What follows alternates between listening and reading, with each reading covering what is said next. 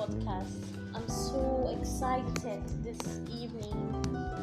I'm excited because today's topic is going to be mind-blowing, it's going to be educative, it's going to be nutritious. I say this because we're going to learn a lot from this topic as individuals, as couples, as those of us that are in relationship, either dating or in courtship. Today, I would like us to talk about a very, very interesting topic, and it's going to be something that it's everybody's talk, everybody's thinking how to put it right, and it's going to be an ideal relationship. The topic today is an ideal relationship. I'm happy because a lot of teenagers and young adults have actually tried having an ideal relationship but probably didn't get out well. And I'm here to help you out to get it out right in the right way so you don't make mistakes.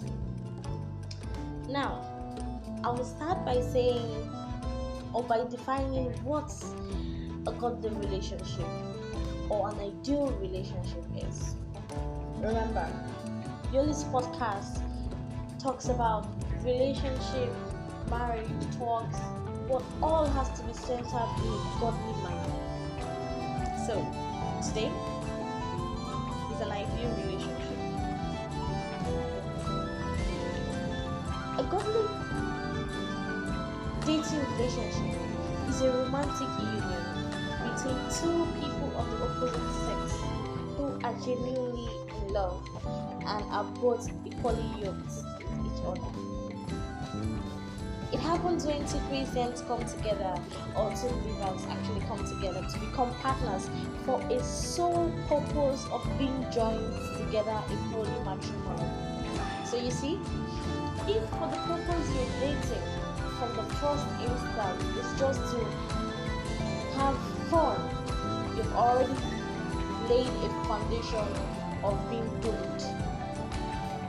If the purpose you want to actually have someone as the opposite sex, you want to actually have someone beside you to comfort you, to do all those nice things, but just for the purpose of those things, not for the purpose which Christ has created those things for, you're already making a huge mistake. And I want you to return and build your home again in a better way. Now, we have defined what relationship is as a godly dating relationship that is romantic between two union, okay, that have genuine love, not a fake love. They have genuine love for one another, okay, and it has to happen between believers. It means that before you can actually have a genuine love and date right without having or backsliding, you actually need to have God in you, meaning you need to be cleansed, you need to repent, you need to accept Christ as your Lord and personal Savior. Now, people know relationship to be a way which two or more people talk or behave towards and deal with each other. But no, I have defined relationship. In fact, I have defined a godly relationship, and I think that's the best way to define it. Now, I would like to start by telling you some of the qualities of an ideal relationship. What are the types of relationship we have? And the three things that makes a relationship. We're also going to be talking about what makes a relationship good, what makes the relationship last, and what are the rules of relationship. Now, these key points that I'm pointing out right now, it's going to guide us through this episode of an ideal relationship. Now, first of all, what are the qualities of an ideal relationship? Number one, respect. For any relationship to last, both parties must have a mutual respect for each other. The man and the woman should know their boundaries. The man should be respected and be treated as a king, while the woman should be also respected, loved, and be treated as a queen. Now, you see this part. Actually, I want to dwell on this respect of a thing. Truth to be told, the only way men, which is the king we have, okay, the king in our lives, the only way they feel loved is actually through respect. The only way a man understands that you love him is by showing him respect. Show him some respect, please. Why did I say this? Take it back to the ladies. The ladies like to be cared for, pampered.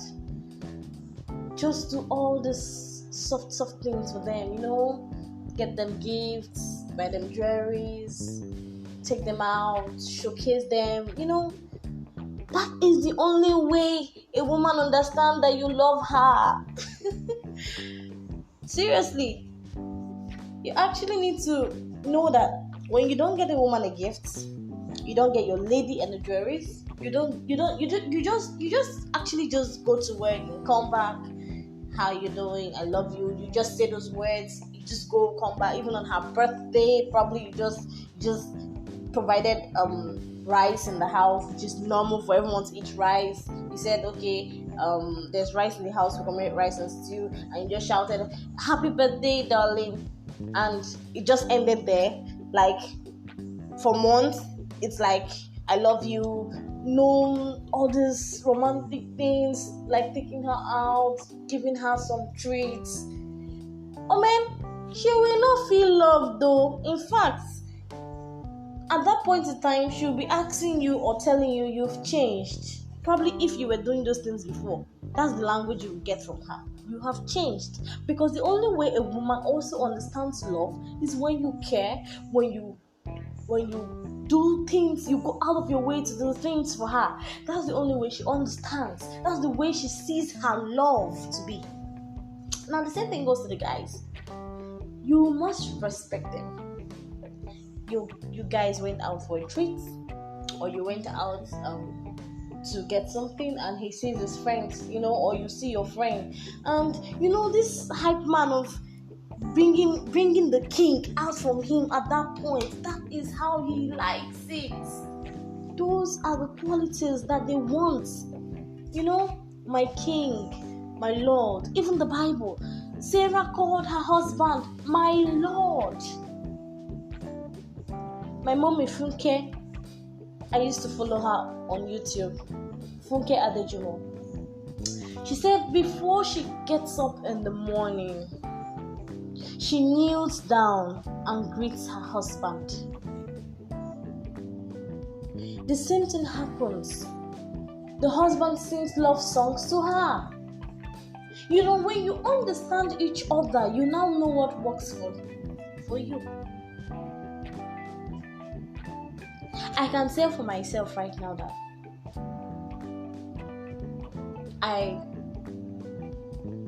adore my king. I adore him because after God, he's the next in line. Why did I say this? Because I am meant to adore him. I am meant to worship his. I am meant to be with him, to give him all the praises. Because he will report back to God and give praises back to God for the woman God has given to him. That is the way it is meant to be. Your love life should not die because you're getting old, because you're sick, because you're poor, because it doesn't matter. Your love life should continue. In short, the older, the sweeter. Alright? Give him a lot of respect. Not even some. Give him lots and lots of respect. And in turn, bet me, he will give you lots and lots and thousands diamonds of care and also respect you.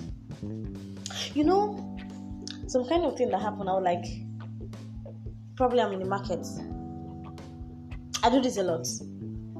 I don't know why I do it. I just do it. It just comes out of me, okay?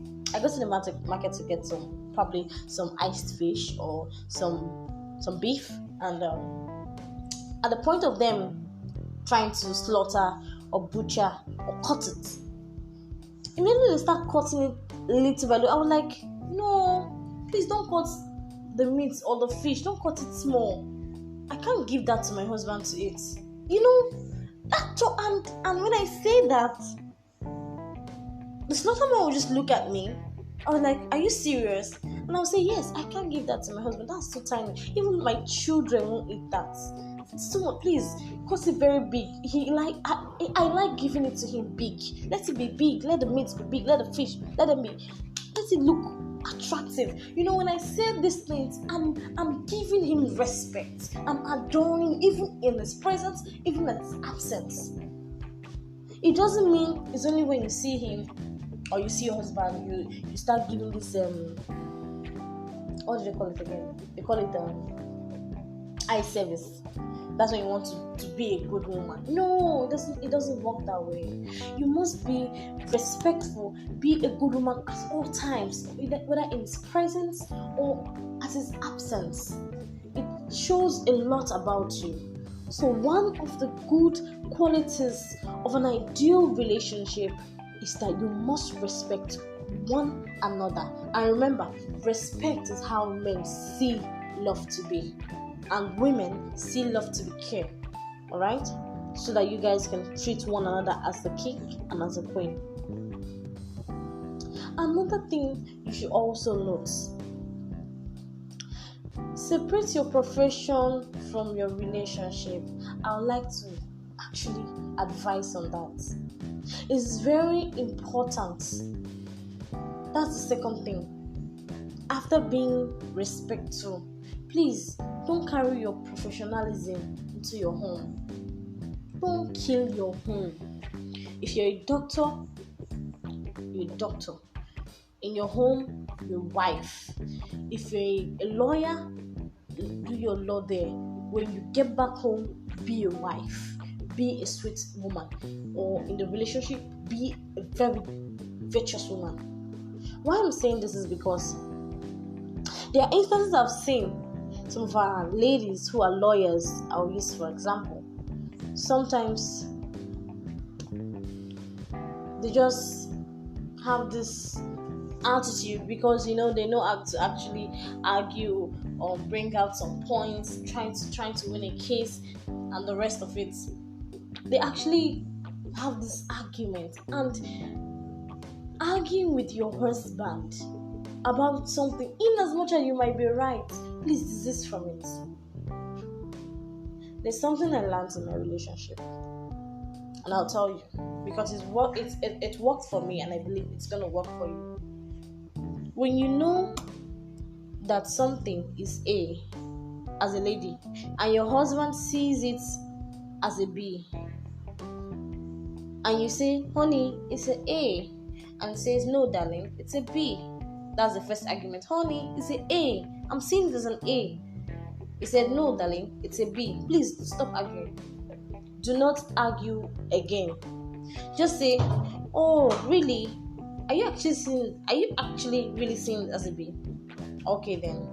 Fine. I didn't even see it though. It's okay. It's okay now. It's a B.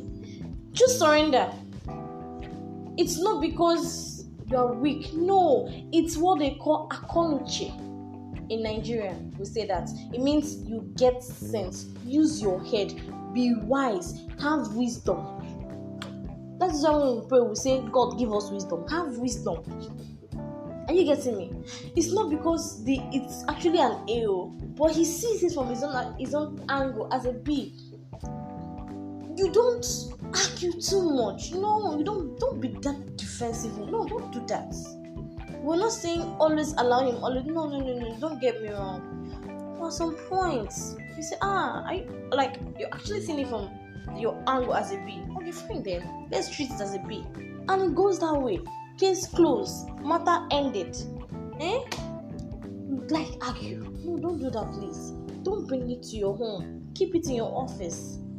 Let your professionalism end in your wherever place that you're doing it. Let it end there. When you come home, be submissive. Be submissive as a lady. Be respectful to your man. And as a guy, please be caring. I'm not telling this to the women alone or to the girls alone. No, I'm saying it to everyone. Everyone listening to me, all my fans, my families, everyone. Be submissive. Be respectful to one another. Okay? If you're a military personnel, you will now come and use your military force on your woman. Why? Why would you do that? You want to come and oppress her because she argued with you? No. Or because she said something she wasn't supposed to say and you want to just be that forceful because no. Please don't do that. I'll advise you over and thousands of times. Please do not do that. Because you're only going to end up scattering your relationship instead of gathering it together.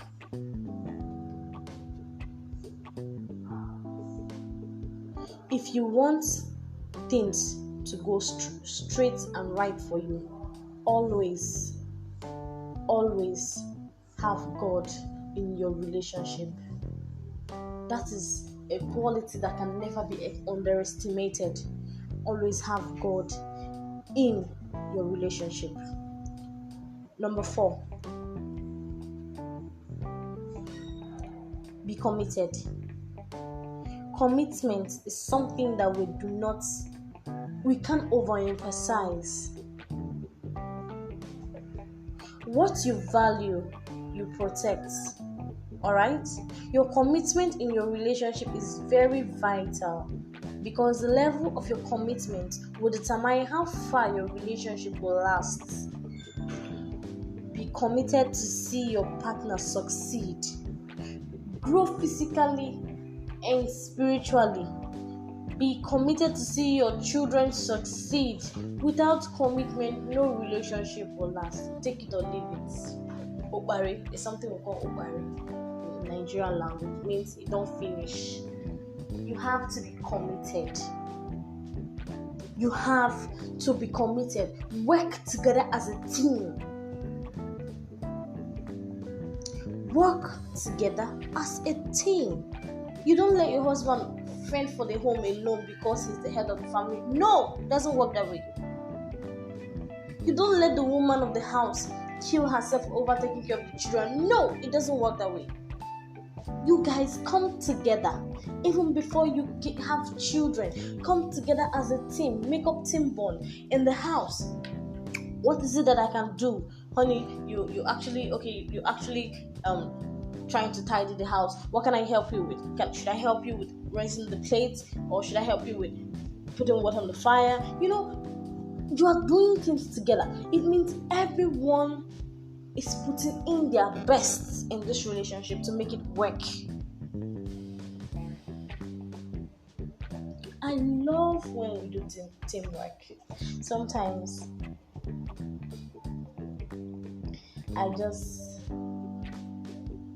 say to myself, God has given me the bones of my bone, the ribs of my ribs. In fact, he slept and I was directly made from him. I adore my husband. I adore him. I am happy 1,000 times that I have a man that is as my husband. I am so much happy. Why? Because he does a lot for me. He's respectful. He's committed. He's prayerful. He's caring, loving, everything.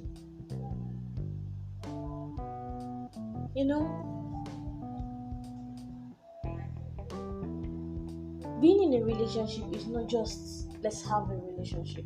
It is more than that. Having having this relationship in your head, that this relationship is going to take us to marriage, okay, where we'll be joined together in holy matrimony, and that is till death do you part. It's a whole lot of work to do. It's not when you were just classmates in school that you actually not see them tomorrow. No. You wake up and you will see this my face every day of your life, Monday to Sunday, January to December, year in, year out, till death do us part. That is the meaning. To get married. So you take all my nonsense, I'll take all your nonsense. Things like that. That is why they say you need to understand one another. You need to be patient. You need to be kind and loving. You need to love genuinely. When you have all these qualities that we talked about in our first episode about love, you won't have issues in your marriage. Trust me. We're not saying that people don't quarrel in marriages. No. But no, this kind of talks here and there, not trusting one another, not being committed. No. Do you get me? I'm trying to say that we must be committed. Commit yourself in your relationship. Put effort. Let your partner know you guys are working together to make this relationship work, to make this marriage work. Number 5, you must be prayerful. Prayer is the key for a lasting relationship. One of the best qualities of an ideal relationship. Always pray for your partner. Pray for your husband. Pray for your wife. Pray for your spouse. Pray for them. Don't wish any of them, whether your husband or your spouse or your wife, don't wish them bad. Don't wish them dead. Don't be scared that he or she is cheating on you. Because once those fears start creeping in, you start losing your guards. Have a focused mind when you're praying. Pray for them. According to Job 3:25, if you read that passage of the book, it tells you a whole lot what Job went through, yet he did not forsake his family. He didn't forsake his wife.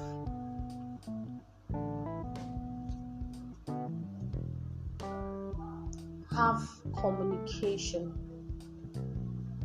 Number 6, communicate with one another. If the purpose of a thing is not known, abuse is inevitable. That's one thing we should know. Learn to talk to one another.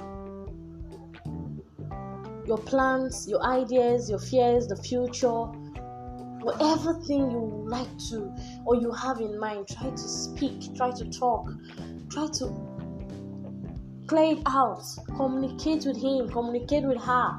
What your plans are, what the future, what are you thinking about the future? Communicate. Communication has a whole lot to do in our relationship. So, now I want to tell you 4 types of relationship that we have. We actually have different types of relationship, but I will just want to talk about 4 types. A family relationship. That's a general, we all know.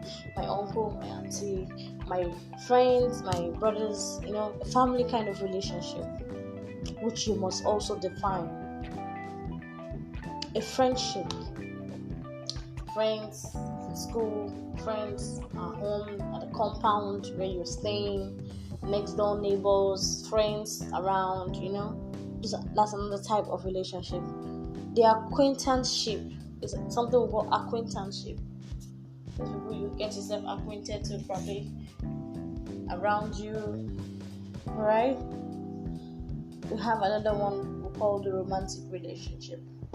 That's basically the one we're talking about today. Now remember, in an ideal relationship, we have 6 qualities we need to have. First, respect. Keep your professionalism away. Have God in your relationship. Commitment in your relationship. Be prayerful in your relationship. Communicate in your relationship. And those are the 6 qualities I was able to get out for us today. And now there are 3 things that makes a relationship. Now, we have the qualities and we have things that could come up to make up a relationship. There are 3 very major basic things that could make up a relationship. 1, being honest. 2, communication, like we've said. 3, commitment. Now, this is to tell you how communication and commitment is very important in a relationship. Now, the 3 things that makes this relationship work: you must be honest, you must communicate, you must be committed. What makes a good relationship also varies. Why did I say this? Is because most people will probably agree that respect, like we've said, companionship, like we've said, mutual emotion, like we've said, all these things varies. A lot of people have their own thing that they can do that will make up their good relationship, but the basic ones that I know that are standards for us for an ideal relationship, I've listed them out for us. And I think if we work with that, we stick by it, we will have a very good, lasting, ideal relationship. I want to quickly give us some rules of relationship. Just some rules of relationship. 1, love with no condition. Love unconditionally. Remember when we talked about love in our first episode, we said it does not have any condition, nothing at all, because it's genuine. Love unconditionally. Your relationship is your priority. Number 2, your relationship is your priority. Number 3, keep your communication channels always open, like I said before. Number 4, hug as often as you can. A lot of people like me, I can give an example myself. If I feel bad about something, what works for me is if I can get a hug from a friend, from a colleague, like a hug, it takes away that fear or pain at that particular moment away from me. So a hug actually works a whole lot for some people. So hug as often as you can. Hug your partner, hug your husband, hug your wife, hug your spouse. Hug as often as you can. Hug is very important. It shows that you're there with them, you're ready for them, you're in this together. Okay, number 5, spend quality time together. We're talking about having an ideal relationship. Spending quality time together is not you going to do something else and falling apart from your godly relationship. No, don't get it all wrong or twisted. Having time together is probably you have time to talk, something reasonable, or read the Bible. Just be together. All right. Now, number 6, be honest and truthful together. Just be honest and be truthful, as it will help you to build trust a lot. Number 7, you can criticize but don't hurt one another. You can have a criticism on something that your spouse did that was wrong, and you could, in a loving manner, tell your spouse that actually what you did today was wrong, it wasn't good. You've criticized that attitude or that behavior of your spouse, but you did not hurt your spouse. Why? Because you said it in a loving and a mutual way, not in a bad way, so it doesn't hurt. Okay? Now, this last rule I'm trying to give to you does not imply to those of you that are not yet married. It's just for those that are married. Okay? Don't get it wrong. Have sex generously. That is one of the major rules of relationship. You don't say because you're married, you're tired of seeing your wife. You don't do that though. Please don't do that. You're going to scatter your relationship or break it if possible. Have sex generously. Sex is good. Even the doctor will tell you that. God built sex. He built it. He had a reason for it. Okay? Have sex as married couples. Have sex. It's good for you, not for those of them that are not married. Please, my fans, my listeners, sex for only those that are married, so that you don't go away, you don't depart from having an ideal relationship. Okay, have sex generously. It is one of the major rules of relationship. All right, so today I believe we've learned a few things about relationship, about having an ideal relationship. We talked about the definition of a relationship. We stated the qualities of an ideal relationship, and I gave you 4 types of relationship, which I said family relationship, friendship, acquaintanceship, and romantic relationship. And I gave you 3 things that makes up a relationship, which is among the qualities of an ideal relationship as well. I also gave you the rules of relationship. I gave you 8 rules of relationship, which I believe that for couples that are married that are listening to me, they will put it in use, and boom, their love life stories will begin to change to a better one. Trust me, I actually will give you some breakdowns of how to define your relationship with friends, with families, and those around you in my next episode. But today I'm happy, and I'm saying thank you for listening, and I'm saying thank you for sharing this podcast. And I want to pray this short prayer with you, and asking God to bless you, to favor you in all that you do, to give you your own partner, okay, a one that will respect you, that will honor you as a king, and respect you and love you as a queen.